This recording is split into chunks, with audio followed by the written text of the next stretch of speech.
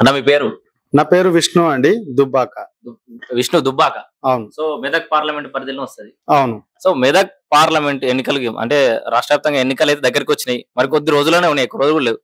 ప్రచారం ఎట్లా సాగుతుంది? ఎవరు గెలిచే అవకాశం ఉంది? ఇప్పుడు చూసుకుంటే మాత్రం మొన్నటి ఎలక్షన్లకు ఇప్పటికి చాలా డిఫరెంట్ ఉంది. ఎందుకనంటే అది మొన్న ఎమ్మెల్యే ఎలక్షన్స్, ఇప్పుడు వచ్చేసి ఎంపీ ఎలక్షన్స్. దానికి దీనికి కంపేర్ చేయరాదు. ఖచ్చితంగా వేరే వేరుగా ఆలోచిస్తారా జనాలు? వేరే 100%.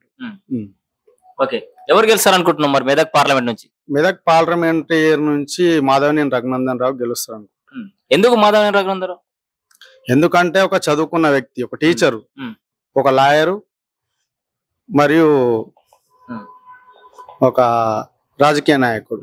సరే, లాయరు, రాజకీయ నాయకుడు, రిపోర్టర్, ఇట్లా రకరకాలుగా క్వాలిఫికేషన్ చాలా ఉండొచ్చు. చదువుకున్న వాళ్ళు కూడా చాలా మంది ఉన్నారు. చదువుకున్న వాళ్ళందరూ ప్రజానాయకుడు కావాల్సిన అవసరం లేదు కదా. అంటే ఎందుకు ఉండకూడదు? ఎందుకు ఉండకూడదు?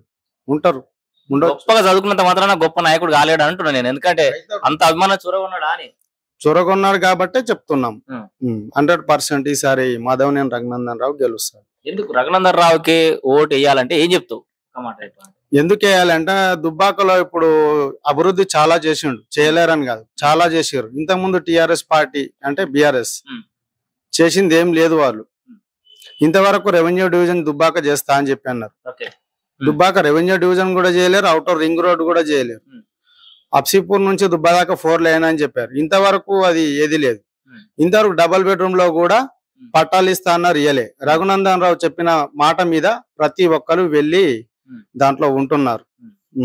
అంటే దుబ్బాక అభివృద్ధిలో రఘునందన్ రావు పాత్ర ఉందట. రఘునందన్ రావు పాత్రనే ఉంది. సరే, దుబ్బాక విషయం వదిలేద్దాం. అంటే ఓవరాల్ మెదక్ గురించి మాట్లాడదాం. పార్లమెంట్ ఎన్నికలు కాబట్టి నిన్న రేవంత్ రెడ్డి కూడా మాట్లాడుతూ బిహెచ్ఎల్ గానీ ఇంకా చాలా కంపెనీలు తెచ్చింది, ఇందిరామ కాలం తెచ్చిందని రేవంత్ రెడ్డి అంటుండు. ఓవైపు ఏమో హరీష్ రావు ఉండి అసలు కళ్ళు కట్టుకొని చూడు, బీఆర్ఎస్ హయాంలో అభివృద్ధి జరిగింది, చాలా హాస్పిటల్ తెచ్చినాము, మెడికల్ కాలేజీలు తెచ్చినాం, చాలా అద్భుతంగా మెదక్ తీర్చిదిద్దామని హరీష్ రావు అంటుడు. సో బీఆర్ఎస్ అభివృద్ధి చేసిందా, కాంగ్రెస్ అభివృద్ధి చేసిందా, మరి బీజేపీ ఏం చేసింది? బీజేపీ సెంట్రల్ నుంచి మీకు ఇచ్చింది కాబట్టి మెడికల్ కాలేజీలు, రోడ్లు అయినా ఏవైనా కూడా సెంట్రల్ నుంచి వచ్చినాయి. ఇక్కడ నుంచి వచ్చింది ఏమి లేదు.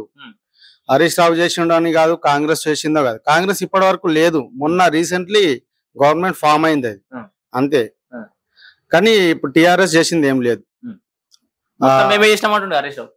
ఏం చేయలేదు. వాళ్ళు మొత్తం లక్షల కోట్లు మింగిరి తప్పించి వాళ్ళు ఏం లేదు. ఒక్కొక్కళ్ళకి పుట్టిన పిల్లగాళ్లకు 3 లక్షల అప్పు పెట్టిండు, ఏమిచ్చారు? ఇప్పుడు అంతెందుకు, మొన్నదాకా షాదీ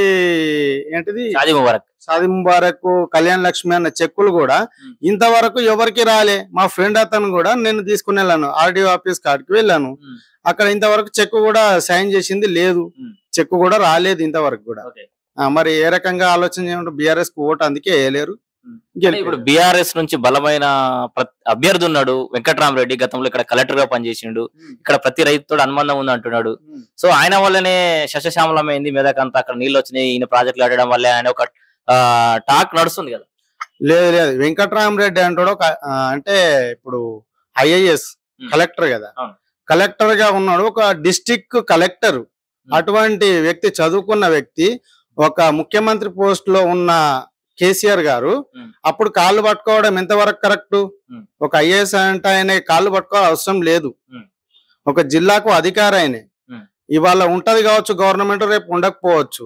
కానీ కలెక్టర్ అనేవాడు ఎప్పటికి ఉండేటోడే, అంతవరకే అతను. కానీ కబ్జాలు ఇప్పుడు వాళ్ళు ఉన్న గవర్నమెంట్ లో ఈయన కూడా పాత్ర కూడా ఉంది. వెంకటరామరెడ్డి పాత్ర ఉందా? ఉంది, 100% ఉంటది. ఎందుకంటే ఇప్పుడు 100 కోట్లు పెట్టి నేను ఏదో చేస్తా అని చెప్పని అంటున్నాడు. అది ఇంతకు ముందు ఎందుకు చేయలే మరి కలెక్టర్ ఉన్నప్పుడు? ఇప్పుడు ఎందుకు చేస్తా అంటుండు? 400 కోట్లు పెట్టి ఏమో చేస్తా అని అంటుండు. ఎవరికి కూడా తెలియదు వెంకట్రామరెడ్డి అంటే ఆయన.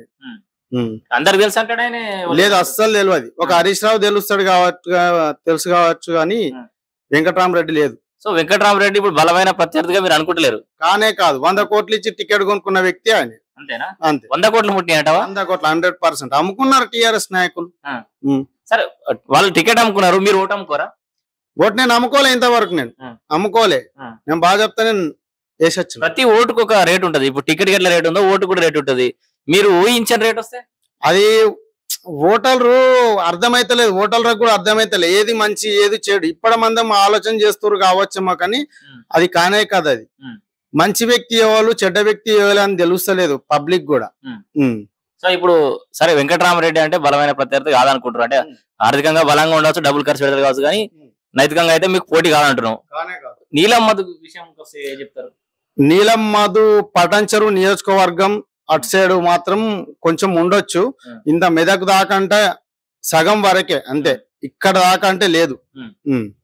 ఎందుకు ఆయన అంటే కాన్స్టిట్యున్సీ మొత్తం తెలియదు అంటారు? కాన్స్టిట్యున్సీ మొత్తం మెదక్ జిల్లా కాన్స్టిట్యున్సీ మొత్తం తెలియదు.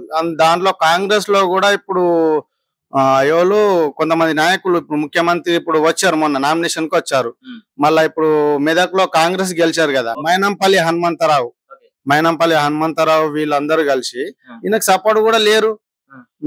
ఎందుకు ఆయన ఎంబడే ఉంటున్నారు, ప్రతి మీటింగ్ లో ఉంటున్నారు. మైనంపల్లి హనుమంతరావు కూడా చెప్పిండు, బొంద పెడతా ఓల్ని హరీష్ రావు నీడ సిద్దిపేటలో వస్తున్నా కాసుకో ఖబర్దార్ అన్నాడు.